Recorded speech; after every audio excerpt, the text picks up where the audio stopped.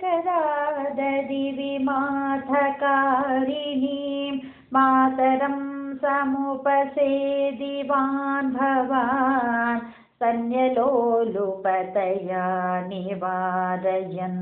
अङ्कमेत्यपपिवान् पयोधरो अर्धपीतकुचकुड्मले त्वयि स्निग्धः समधुराननाम्बुजे दुग्धमीशदहने परिसृतं धर्तुमाशु जननी जगामते सामिपीतरसभङ्गसङ्गता क्रोधभार परिभूतचेतसा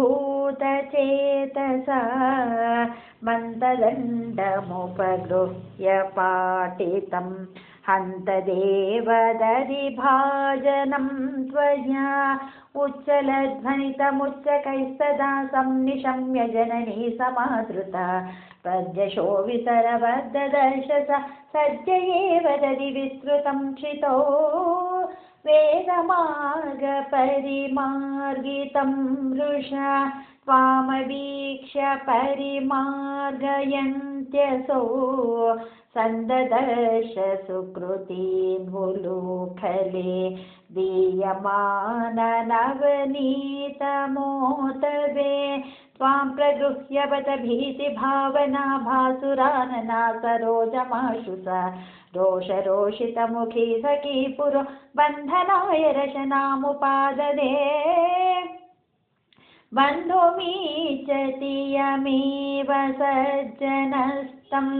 भवन्तमयि बन्धुमिच्छति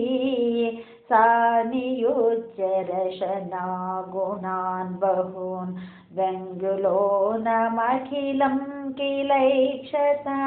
विस्मितोस्मितसखी जनेक्षितां सिन्नसन्नवपुषं निरीक्षतां नित्यमुक्तवपुरप्यहो हरे बन्धमेव कृपयान्वमन्यताः स्तीयतां चिरमुलूखले खले त्यागता भवनमेव सायुधा प्रागुलूखलबिलान्तरे तदा सर्पिरर्पितमदन्नवास्थिताः यज्ञपाशसुगमो विभो भवान् संयतः किमु सपाशयानय एवमादिविजैरभिष्टुतो वातनाथ परिपाहि मां गदा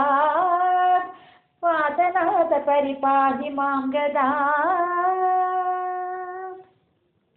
एकदा ददिविमाथकारिणीं मातरं समुपसेदिवान्